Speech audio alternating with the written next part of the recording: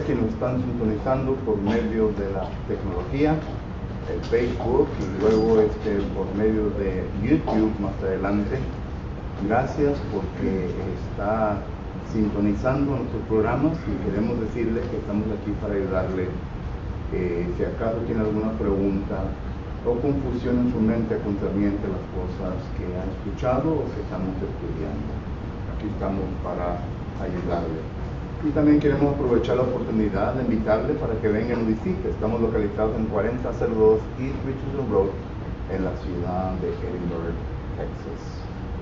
Actualmente, y espero que esto sea la última lección concerniente al postmodernismo, estamos estudiando peligros que se encuentran dentro de la congregación. Peligros en la congregación.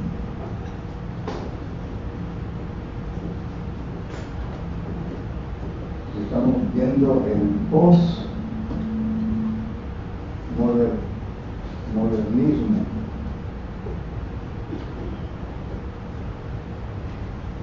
Ya hemos tenido varias clases concerniente a este tema.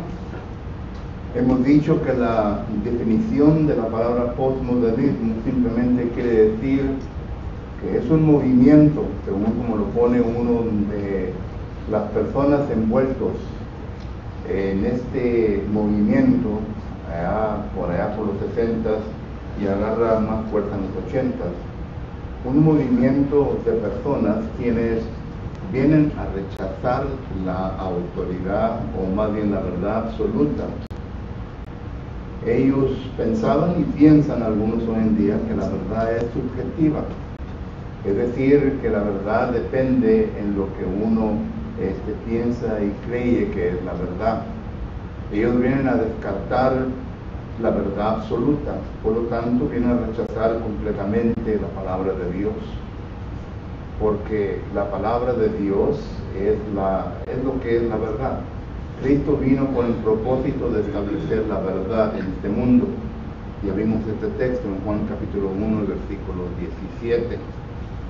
Que la ley vino por medio de Moisés, dice el texto, pero la gracia y la verdad han venido por medio de Jesucristo. Y también hemos dicho que en aquel tiempo había un poco de confusión sobre la verdad absoluta, y esto nos viene a demostrar Juan capítulo 18 y versículo 37 en adelante, en donde Poncio Pilato le pregunta a Jesucristo qué es la verdad. O sea que para él la verdad era la verdad de Roma, y claro que eso no es la verdad es la verdad de Dios. Bueno, esta es la definición de la palabra postmodernismo. Y estuvimos viendo también un poco en cómo ha entrado dentro de la iglesia, y no me estoy refiriendo, cuando uso la palabra iglesia, no me estoy refiriendo a las denominaciones, sino que me estoy refiriendo únicamente a la iglesia de Cristo.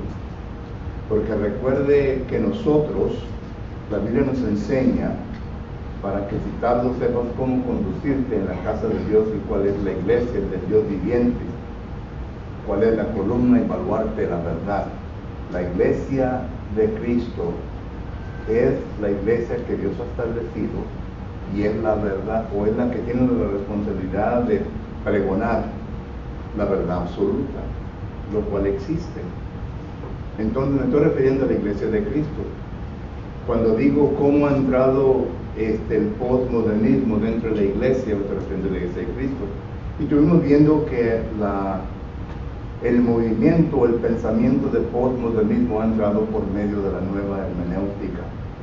Y quizás nosotros quienes últimamente hemos entrado al cuerpo de Cristo Jesús no conozcamos de esto, pero empezó allá en los 60s por dos profesores de la iglesia de Cristo, que uno de ellos es de Pepperdine y el otro es de Abilene Christian College. Y ellos son los que pregonaron y vinieron a establecer este pensamiento, este concepto equivocado en la hermandad en la década de los 60s. Vino a agarrar fuerza en la década de los 80s. Solo que vino a entrar por medio de la nueva hermenéutica. Y si acaso usted no entiende y conoce concerniente a la nueva hermenéutica, pues puede buscar estudios, y claro que tienen que hacer de la Iglesia de Cristo, porque en la Iglesia de Cristo fue donde empezó esto.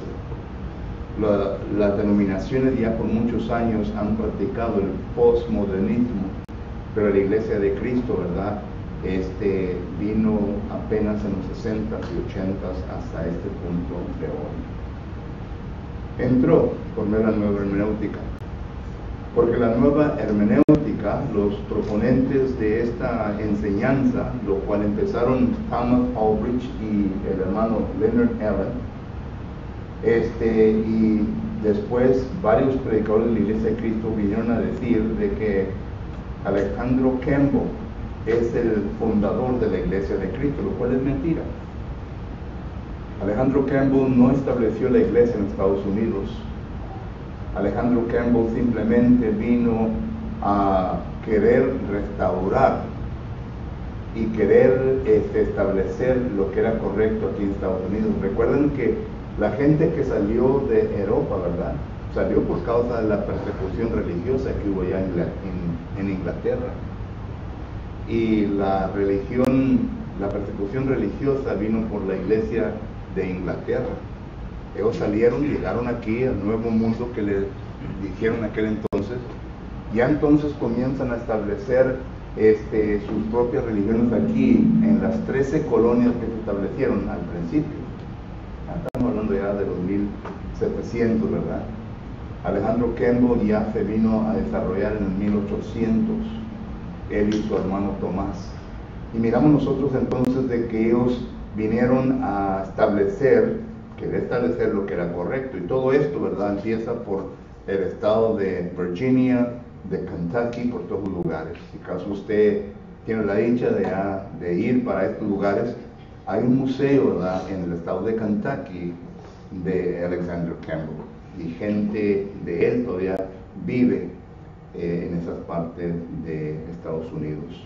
Bueno, él empezó, pero no para establecer una iglesia nueva, sino que para establecer lo que era correcto y lo que la Biblia nos enseña concerniente a la iglesia de Cristo. Y él no empezó la hermenéutica antigua, sino que fue algo que él vino a enseñar en aquel entonces para poder darnos a entender de que existe una verdad absoluta, que la verdad no es subjetiva. Y a causa de eso miramos nosotros que muchas personas han acusado a Alejandro Campbell, que es el fundador de la Iglesia de Cristo. No sé si acaso usted ha ido a Google o al Internet y busca la Iglesia de Cristo, va a decir fundador Alexander Campbell. Eso es mentira. Alejandro Campbell no estableció la Iglesia de Cristo, fue Jesucristo quien la ha establecido en la ciudad de Jerusalén, y que de ahí se ha desarrollado para partes de todo el mundo. Entonces la nueva hermenéutica ataca la hermenéutica antigua, y ahí fue donde nos quedamos nosotros la última vez que tuvimos, ¿verdad? Porque entramos, parece que es al quinto punto, y la pregunta es, ¿qué ha causado el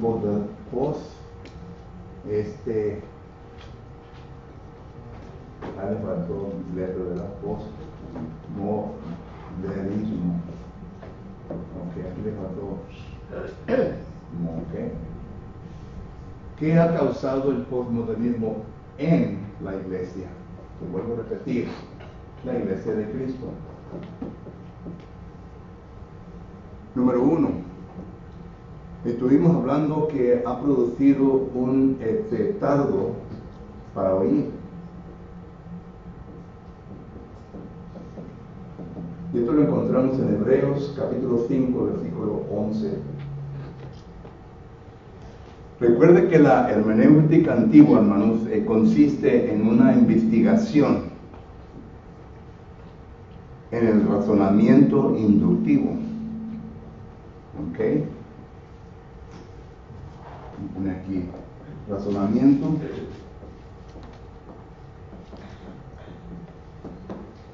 inductivo. La palabra inductivo simplemente quiere decir inducir, extraer, sacar. Y claro que estamos hablando, ¿verdad? La información, esto es la verdad bíblica. Y claro que este proceso se le llama el proceso de interpretación.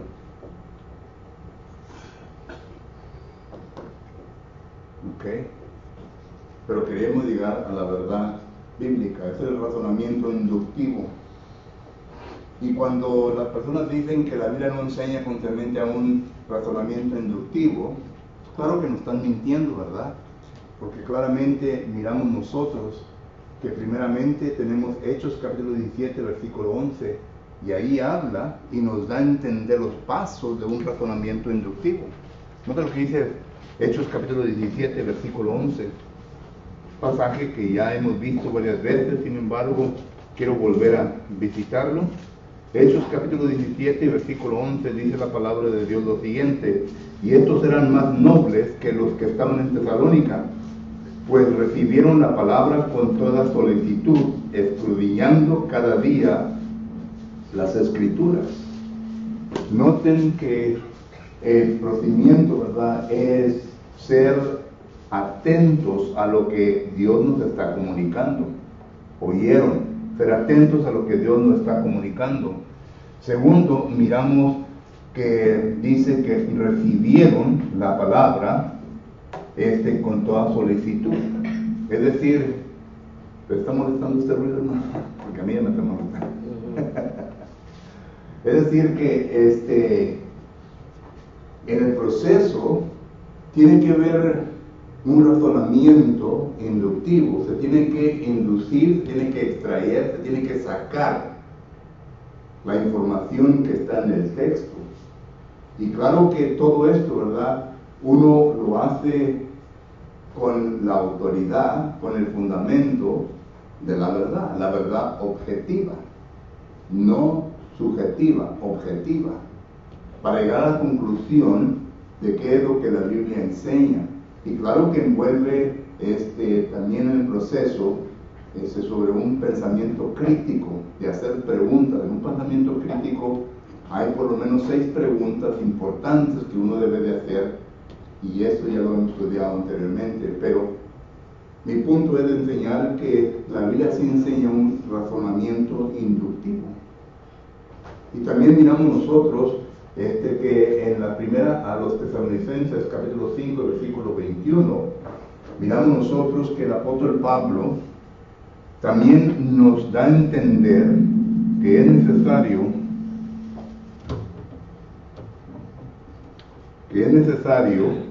que nosotros vengamos a examinarlo todo. Dice primero los Tesalonicenses, capítulo 5 y versículo 21, dice: examinarlo todo y retener lo bueno.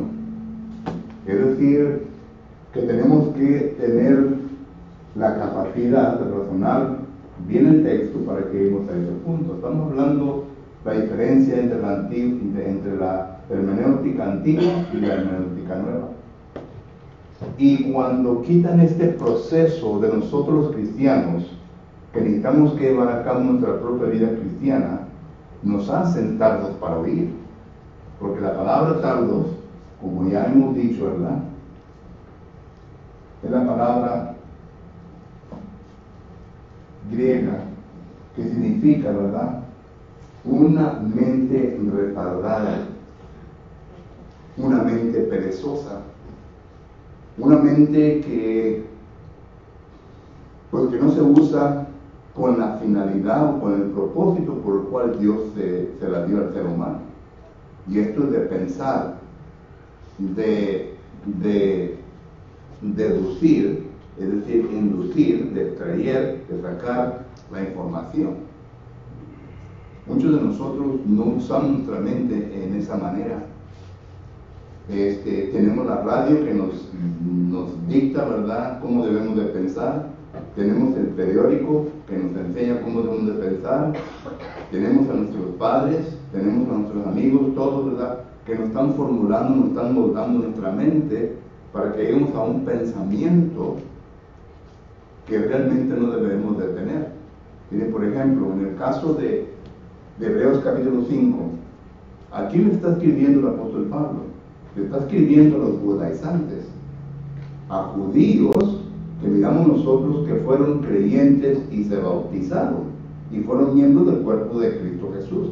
Eso claramente lo dice Hechos capítulo 15, versículo 1 y versículo 5. Pero el apóstol Pablo aquí les está escribiendo y les está diciendo que ellos son tardos para oír. Y la pregunta que uno debe de hacerse es: ¿qué llevó a esa gente a ese punto en la vida de ellos? Y tenemos que regresar a lo que los fariseos, los saduceos, los escribas, los jefes o los dirigentes de las sectas en el tiempo de Jesucristo anduvieron enseñando. Le quitaron la capacidad de que ellos pudieran razonar bien. Por eso Jesús les dice en Juan capítulo 5, versículo 39, escudriñad las escrituras, porque ellos no las escudriñaban. Ellos no entraban a un razonamiento inductivo para poder extraer la verdad que se encuentra en este caso, ¿verdad?, en el Antiguo Testamento, que hablaba de Jesucristo. Jesucristo está diciendo: miren, yo no hablo por mi propia cuenta, sino que escudriñen las escrituras, y la escritura les va a enseñar que yo soy quien yo digo que soy, que era el Hijo de Dios. Entonces, estos a quien se le está escribiendo en Hebreos son gentes que han llegado a ser tardos para oír por causa de que ellos se sujetaron a las tradiciones y los mandamientos que ellos estaban enseñando. ¿Ok? En Mateo capítulo 15, versículos 7 y 8, ahí tenemos eso, ¿verdad? Pero también quiero que veamos un texto donde nos enseña concerniente a lo que dice Colosenses capítulo 2 y versículo 8.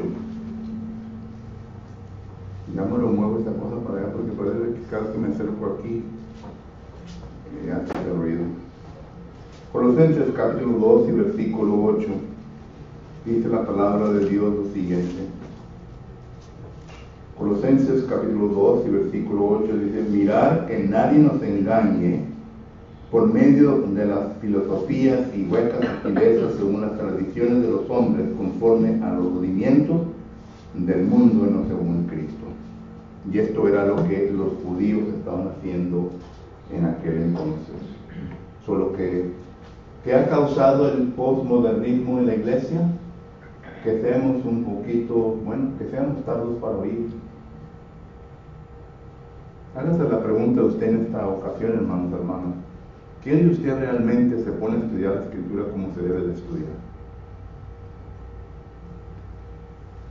Cuando no viene a ejercitar ese método de estudio, esto es posible que ocurra en la vida nuestra.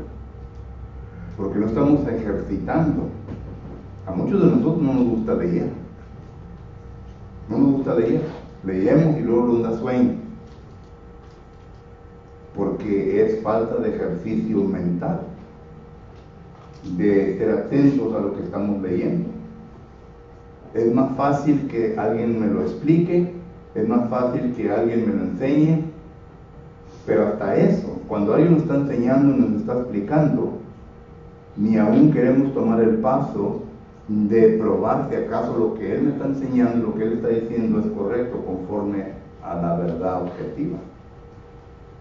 Solo que esto es lo que ha sucedido en la iglesia.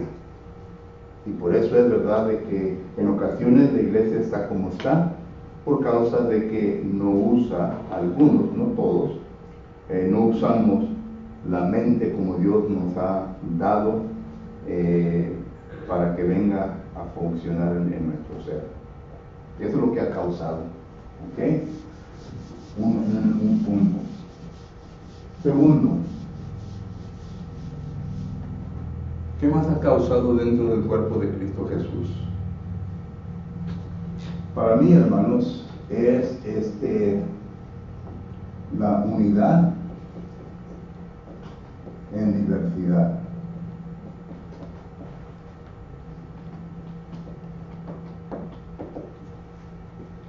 No sé si usted ha oído esta frase. Empezó nuevamente en los 60s, en los 80s se dio mucho, constantemente la oíamos, unidad en diversidad. Hoy en día la he oído yo cuando vamos, por ejemplo, a juntas de predicadores, y que varios de nosotros predicadores pues tenemos diferentes opiniones sobre ciertas cosas. Digo opiniones, pero hay una verdad que existe. No simplemente porque la verdad de mi hermano, ¿verdad? Colega, es y se ha establecido de una manera, ¿verdad?, que quizás sea convincente, quiere decir que la verdad. Y muchas de las veces por tal de no argumentar o de tratar de tener un tipo de debate concerniente a qué es lo que es correcto, porque aún hasta eso le tenemos miedo a la palabra debatir. El debate es bueno, hermanos. Proverbios capítulo 25, versículo 9 dice que debemos de debatir los asuntos con nuestros hermanos. Jehová Dios le da la invitación al pueblo de Israel: venir y vamos a argumentar, vamos a averiguar, vamos a razonar sobre este asunto. Eso es un tipo de debate. Lo que el abogado hace o los abogados hacen en la corte, ¿verdad? Están debatiendo un punto. Y el propósito de ellos es establecer la verdad. Y muchas veces digamos que usan las artimañas para llegar a establecer algo que no es correcto. Pero la cosa es que el debate, la argumentación y todo, ¿verdad?, es buena. Porque Dios quiere que exista una unidad en nosotros, pero no en diversidad. Esto simplemente quiere decir, ¿verdad?, que cada quien puede hacer lo que le dé la gana, pero nomás que no me digas nada. ¿Entendemos? En otras palabras, yo no puedo decirle, hermano, lo que usted está haciendo en el culto está mal. Hermano, la Biblia dice que debemos estar en unidad. Y claro que estoy de acuerdo con eso. Pero no en una unidad en diversidad. La unidad que la Biblia pide es una unidad en el Espíritu Santo. Dice la Biblia, en el vínculo de la paz del Espíritu Santo. Efesios capítulo 4, versículo 3. Solo que entonces esto es lo que ha producido en la iglesia del Señor,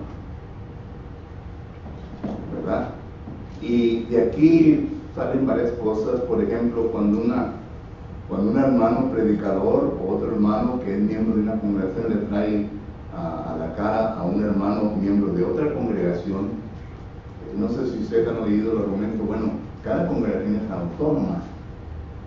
En otras palabras, no están diciendo, tú cállate, tú no tienes ningún asunto en esta congregación, por lo tanto no puedes opinar, no puedes decir nada. Eso no es bíblico. ¿Entienden lo que estoy diciendo? Eso no es bíblico. Porque a pesar de que somos miembros de una iglesia local, también somos miembros de la iglesia universal. ¿Ok? Y entonces yo tengo todo el derecho para opinar concerniente a la unidad que debemos de tener. Porque esto es lo que se ha resultado. Y a consecuencia de esto, de que el postmodernismo ha entrado, ¿verdad? Ahora ya tenemos, en inglés, ¿verdad?, cliques, tenemos grupos. Por ejemplo, acá puede estar dos congregaciones que están de acuerdo en ciertas cosas, ¿verdad?, y se han aferrado y están unidas, pero están en universidad, en unidad en diversidad, porque acá están otras 4 congregaciones, pero estas congregaciones no están en unidad con las 2 congregaciones, y así se va. ¿Ok? Y a eso me estoy refiriendo. Eso es lo que ha resultado hoy en día. Pero ¿qué es lo que la Biblia dice? ¿Qué es lo que la Biblia enseña? Bueno, primeramente tenemos nosotros el pasaje de 1 Corintios capítulo 1, versículo 10, ya todos lo conocemos, pero note lo que dice aquí la palabra de Dios. 1 Corintios capítulo 1, versículo 10. En 1 Corintios capítulo 1, versículo 10 dice la palabra de Dios lo siguiente, dice: os ruego pues, hermanos, por el nombre de nuestro Señor Jesucristo, que habléis todos una misma cosa, y que no haya entre vosotros divisiones, sino que estéis perfectamente unidos en una misma mente y en un mismo parecer. Ahora, yo hago la pregunta, ya la traigo más personal. ¿Estamos todas las iglesias del Valle conforme a este versículo? Pero esto es lo que la Biblia enseña. Ahora, segunda pregunta. ¿Estamos las iglesias de Cristo en el Valle unidos en diversidad? Sí. Sí, estamos unidos en diversidad, pero no unidos conforme al texto. Es decir, que en ocasiones no queremos decir ni hacer cosas porque causan problemas en nuestra congregación o en otras congregaciones. Pero noten, el propósito que nosotros tenemos para Edinburgh es de que todos nosotros habléis todos una misma cosa. Ahora, ¿es posible hablar una misma cosa? Claro, que si estamos estudiando la verdad, entonces mi verdad va a ser igual a ¿quién? A la verdad suya. Y cuando su verdad no está de acuerdo a mi verdad, entonces tenemos que debatir el punto para ver qué es lo que es o qué es lo que está correcto. Porque aquí entran las leyes de pensamiento, hermanos, y hablamos de una de ellas que es la ley de contradicción. No pueden existir dos cosas contradictorias una con la otra. Tiene que existir una verdad. No pueden decir, bueno, tú tienes tus pensamientos, yo tengo mi pensamiento, por lo tanto, los dos estamos bien. No, porque hay una verdad absoluta. Entonces, las opiniones nuestras tienen que averiguarse para ver cuál es la que está fundada en la verdad, que es la Biblia. Por eso llegamos nuevamente a estudiar la Biblia. ¿Qué es lo que la Biblia dice?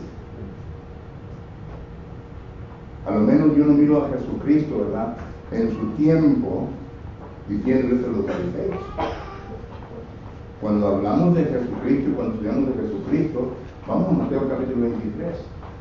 Y ahí está Jesucristo hablándole a tres sectas: a los fariseos, a los saduceos y a los escribas. Hoy en día, según la enciclopedia religiosa, dice que hay cerca o un poquito más de 4,000 sectas religiosas en el mundo. En el tiempo de Jesucristo no existían tantas así. Y ahorita me estoy refiriendo a tres. Me estoy refiriendo a los fariseos, saduceos y escribas. Y Jesucristo les hace ver muy bien que las enseñanzas de ellos les llama levadura, les llama falta de doctrina. Mateo capítulo 16, versículo del 12 al 16. Pero en Mateo capítulo 23, noten cómo se dirige a esta gente. Hipócritas, versículo 13. Versículo 15, pero en Mateo capítulo 23. Hipócritas, ¿hijos de qué? Del infierno.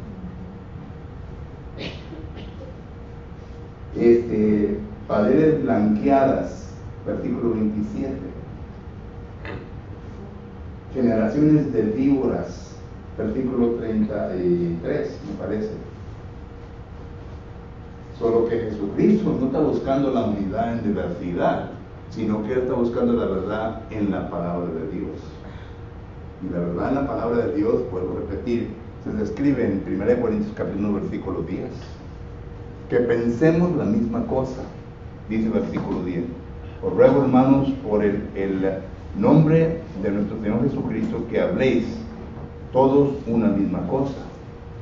Segundo, noten, que no haya entre vosotros divisiones. O sea que no se encuentren herejías, grupos con diferentes pensamientos y otro grupo con un diferente pensamiento. Tercero, dice el versículo 10, dice, sino que estéis perfectamente unidos en una misma mente.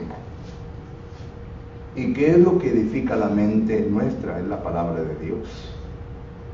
Cuando mi mente no está perfectamente unida a su mente, eso quiere decir que ha infiltrado algo diferente a la palabra de Dios. Hay problema, y entonces tenemos que averiguar qué es lo que ha infiltrado para contaminar mi manera de pensar, para que no piense igual como mi hermano piensa. Tenemos que averiguar eso. Y dice la última parte aquí, ¿verdad? Una unidad y que tengamos un mismo parecer, una misma opinión sobre las cosas, porque ya después de todo esto, ¿verdad?, que hacemos la investigación, el razonamiento inductivo, vamos a tener una opinión sobre ciertas cosas. Y esa opinión va a estar basada en la palabra de Dios. Y vuelvo a repetir, en Efesios capítulo 4, versículo 3, noten que la unidad no depende de la diversidad, sino que depende del vínculo de la paz del Espíritu Santo. Dice Efesios capítulo 4. Efesios capítulo 4, versículo 3 dice, solícitos en guardar la unidad del Espíritu en el vínculo de la paz. La unidad del Espíritu depende en la palabra. El Espíritu Santo es el que inspira la palabra de Dios. 1 Corintios capítulo 2, versículo 10 dice, ¿quién conoce la mente de Dios si no es el Espíritu de Dios? El Espíritu Santo conoce la mente de Dios. Él conoce el motivo y el propósito por el cual la palabra ha salido de la mente de Dios.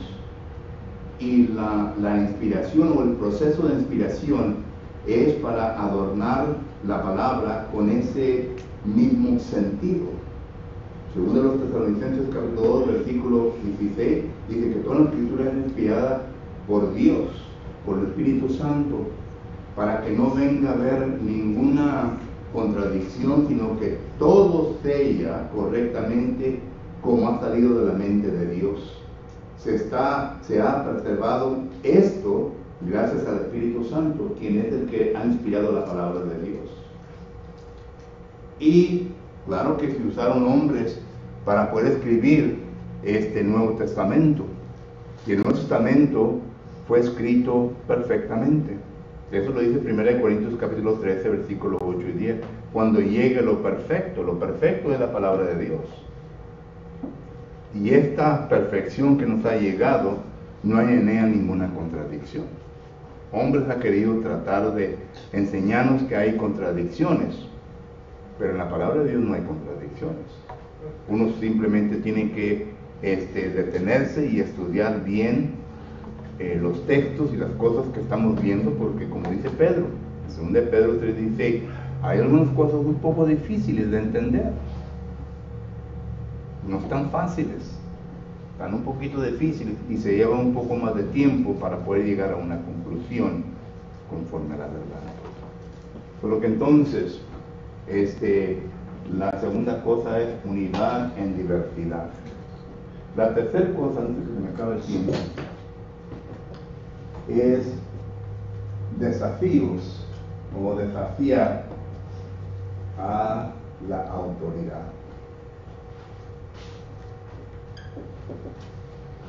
¿Quién es la autoridad? Dios. Entonces, cuando digo desafiar a la autoridad, nosotros los seres humanos desafiamos a la autoridad. Pensamos que somos mejor y que nuestro pensamiento es mucho más mejor que el de Dios. Y claro que hay mandamientos que tenemos que obedecer, pero en ocasiones no obedecemos esos mandamientos. Y esta es una forma de desafío a la autoridad. Se vive en una generación, hermanos, que hasta nuestros hijos, ¿verdad?, los niños desafían a la autoridad.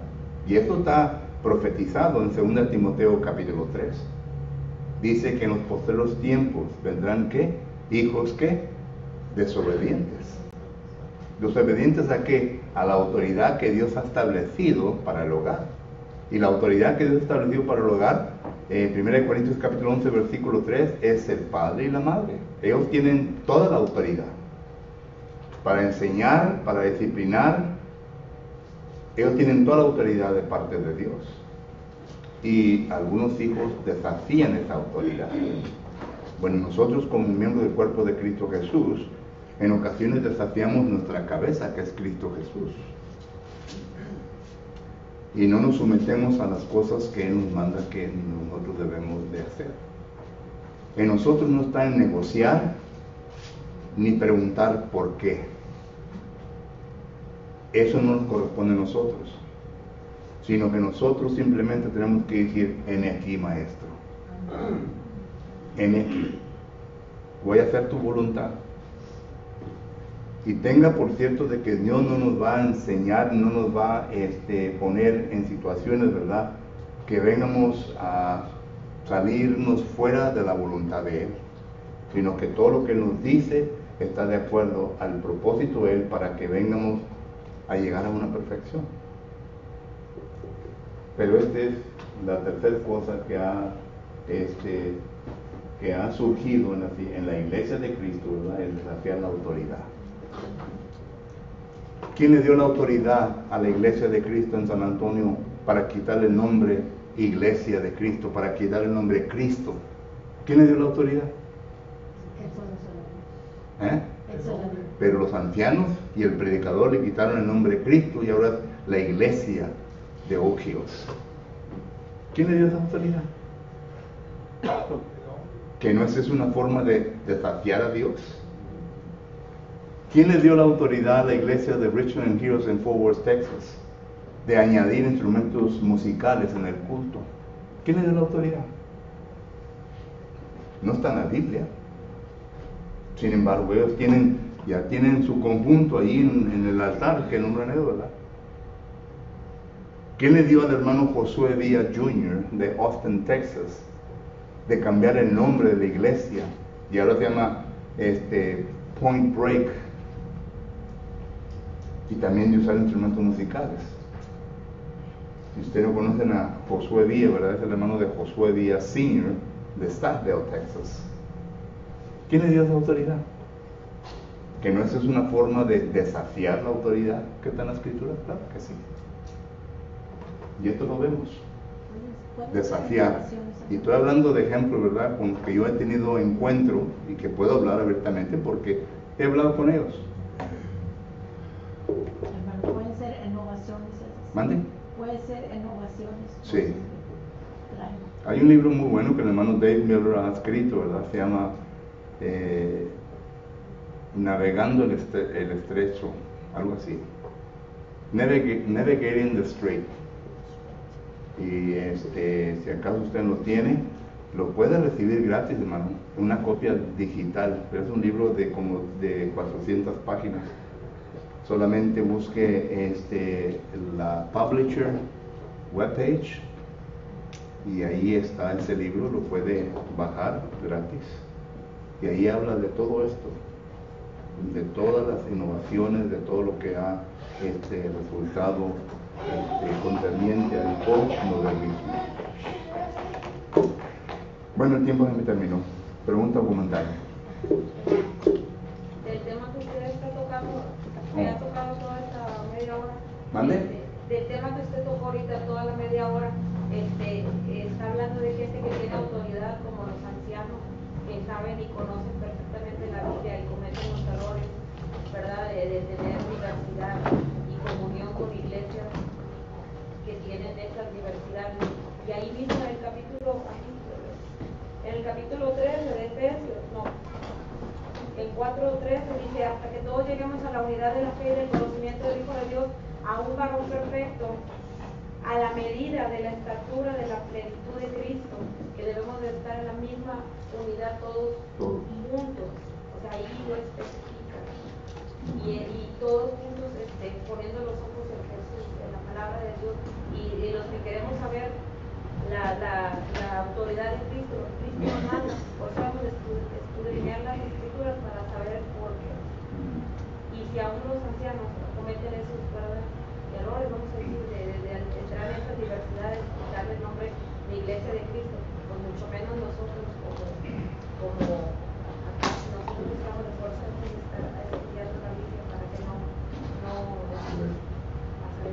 Y por eso está la disciplina. La disciplina bíblica es un mandamiento para que cuando la persona, miembro del cuerpo de Cristo Jesús, llegue a someterse en estas cosas que están en contra de la palabra del Señor, entonces disciplina. Y si acaso acepta, bien, ¿verdad? 2 Corintios 2, 5 al 8 dice que es lo que debemos hacer cuando una persona se arrepiente. Pero si no se arrepiente, entonces la Biblia también nos enseña en cómo debemos tratar a la persona. Y no es lo que tú pienses y lo que yo piense, ni mi opinión ni la tuya, lo que Dios manda. Y por eso digo, ¿verdad? ¿Qué tal vez hemos oído en los mismos manos? Bueno, esa es tu manera de pensar, es tu manera de interpretar las cosas. No, hermano, es lo que le enseño. No, hermano, yo no leo de esa manera. Entonces vamos a sentarnos y vamos a averiguar qué es lo que le enseño. Pero que la quitan cuando decimos esto. Bueno, esa es tu manera de pensar. Y yo lo he confrontado en el nivel de predicadores.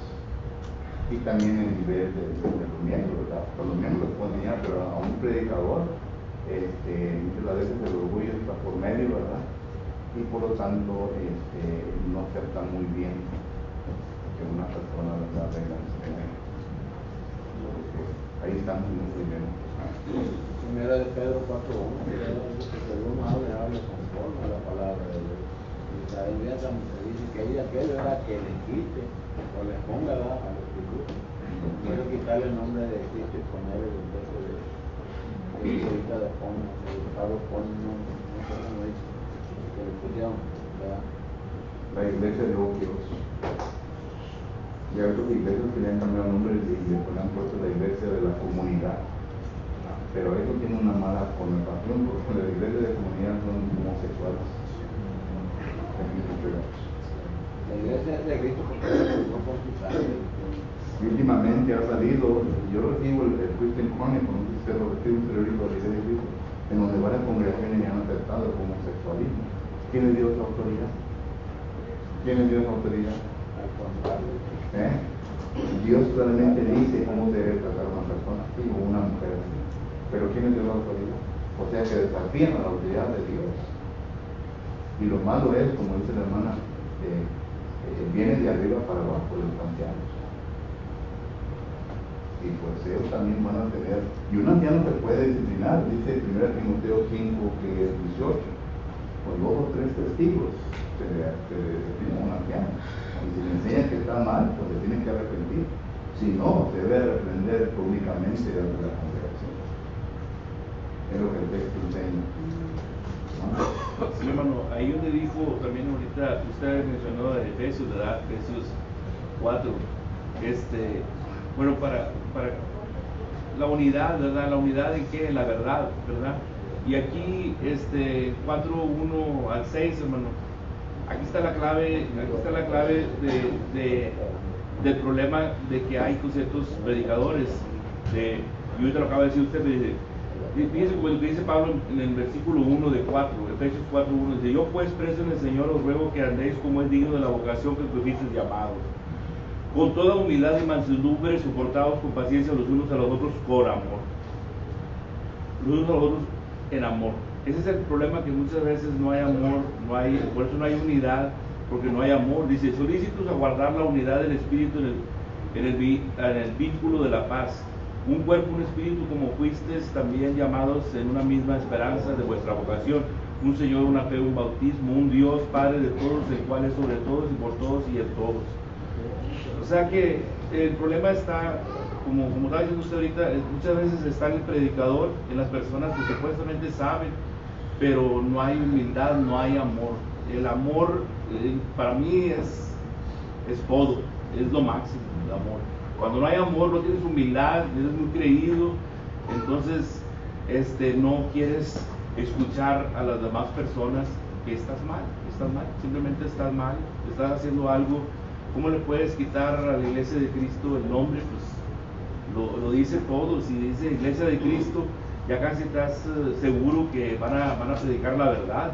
Pero claro, hay que entrar, ¿verdad?, y escuchar, ¿verdad?, para saber si están predicando la verdad. Pero es triste, hermano, es triste. Viene arriba, como dice. Juan. Yo creo que la causa y el motivo le estamos dando mucho rodeo a todo este asunto. El problema principal es... No queremos hablar del elefante que está dentro. Sí, el problema de todo esto es nuestra ignorancia. ¿Por qué? Porque no escudriñamos las escrituras. ¿Cómo vamos a defender algo que no sabemos? ¿Cómo vamos a revelar algo que no sabemos que Dios manda? Estamos ignorantes. A veces nuestra ignorancia permitimos y no sabemos defender el evangelio, porque ¿qué vamos a hablar? ¿Qué voy a decir? Si nosotros no queremos que esto pase en la iglesia, en la iglesia de Dios, pues es porque no sé qué va a pasar, porque como yo no estudio lo que ustedes están haciendo, yo te lo voy a probar. Pero si yo les aseguro, y la palabra de Dios está en lo cierto, nosotros debemos de escudriñar las escrituras para poder defender el evangelio. Hermano, esto que estás haciendo está mal porque aquí esto y Dios no lo autoriza. Y muchas veces nosotros no queremos salir de la comodidad también. O no queremos trabajar y no queremos meternos en camisa de 11 varas, como decía el hermano Castañeda. Yo no quiero meterme en asuntos que no me incumbe porque yo no sé, pero no, sí te incumbe porque eres hijo de Dios. Sí te incumbe porque eres un miembro activo en la iglesia de Cristo. Entonces, el problema no está en usted, el problema está en mí, que no quiero trabajar y que no quiero aprender más de la palabra de Dios. No busquemos culpables. El culpable soy yo por no querer trabajar y por no creer en mi historia. Así de sencillo. En una ocasión la hermana Cepeda, ¿verdad?, fue la que dijo que los jóvenes es la iglesia de hoy. Pero esta iglesia de hoy, ¿verdad?, ¿qué tanto conocimiento tienen de doctrinas básicas y de lo que realmente deben de defender?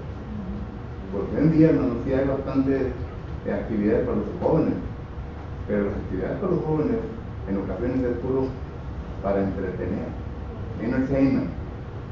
¿Ya que estudiaron? No, que jugamos voleibol, que jugamos esto. ¿Y de qué fue el estudio? No, que fíjate que esto y que el otro, ¿verdad? Y la palabra de Dios, hoy en día le hemos puesto mucho énfasis a la comida, ¿verdad? Cuando vamos por fraternidad, cada conversión es conocida por la comida que dan. Pero ¿quién predicó? ¿De qué predicó? Estuvo muy buena, pero déjenme acordarme. Le ponemos mucho énfasis a las cosas equivocadas. A las cosas equivocadas. Y nuestros jóvenes que están creciendo, ¿verdad?, tenemos que no ayudarlos. Tenemos que ser los que vengan a defender la doctrina, que sean celosos de la palabra de Dios. Y que ellos también puedan levantar, ¿verdad? Saber bien que vienen detrás de nosotros, o están a nuestro lado, ¿verdad? Pues sabemos bien que va a dar su vida y va a defender.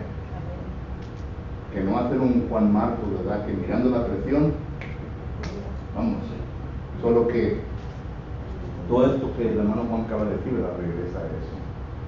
El hermano Arnoldo Manuelita le digo a usted. Sí, digo, nomás aquí a nuestro alrededor, ¿verdad?, hay iglesias que se han desviado bastante, ¿verdad?, sino que sin irnos a un extremo lejos, ¿verdad?, sino que la iglesia de Cristo es la única que habla la verdad, ¿verdad?, es lo que he visto, ¿verdad? Sí. Yo vengo de una iglesia, ¿verdad?, y cosas se desviaban, ¿verdad?, a la ley del hombre, ¿verdad?, y aquí hablan de la palabra de Dios, ¿verdad?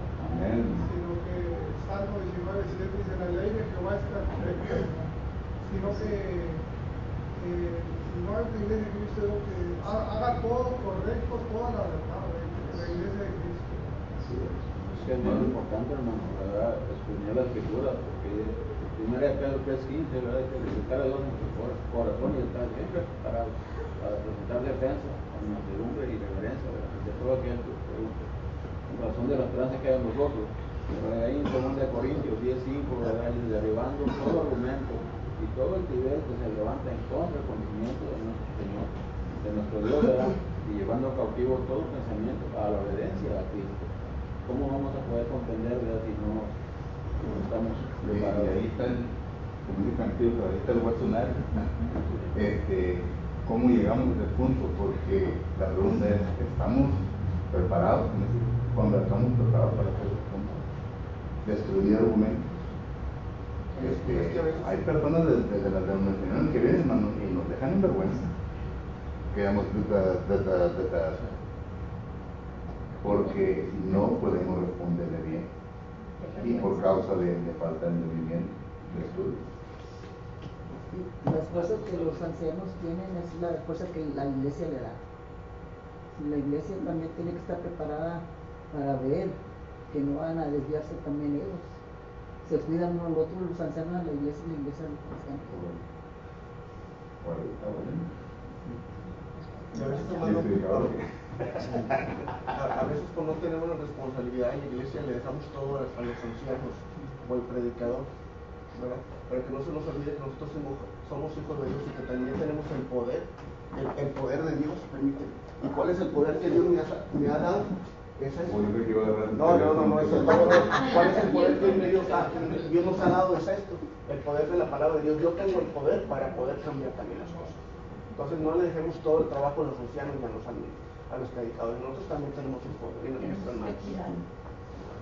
Ok, yo creo que ya tenemos suficiente, ¿verdad? Ya le dimos una buena revolcada a ese gato. Gracias por su atención, hermanos, que el Señor los bendiga, y esta tarde, si acaso hay alguien que está sujeto a la invitación, cualquier que sea su necesidad, para todos ustedes, ¿verdad? Que nosotros nos conocemos esta mañana, tuvimos un bautismo, no está con nosotros, que no sé qué ha pasado, ¿verdad? Pero tuvimos un bautismo con Ricardo Ramírez, y ya tenemos un nuevo hermano dentro de la Iglesia de Cristo. Solo que vamos a hablar por él y su familia. Hoy en la mañana nos visitó hasta su esposa Diana, ¿verdad? Y una de sus nietas, solo que estamos contentos. Dios les bendiga, y si acaso hay necesidades, puesto de pie y vamos a cantar un canto.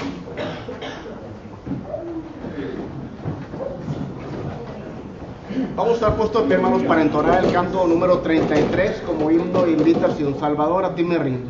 Himno número 33. Himno número 33, Salvador, a ti me rindo.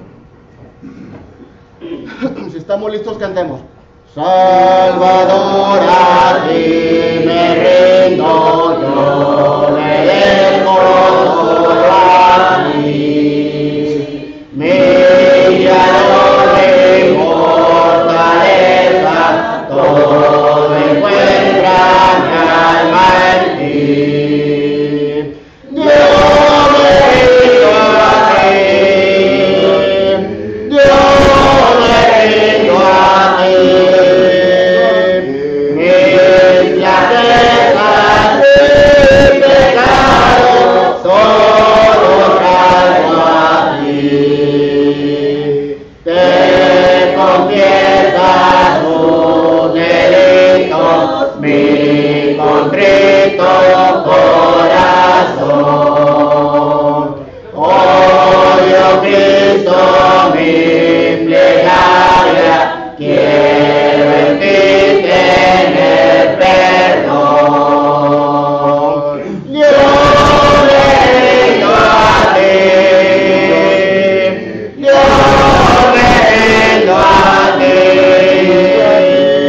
Mis flaquezas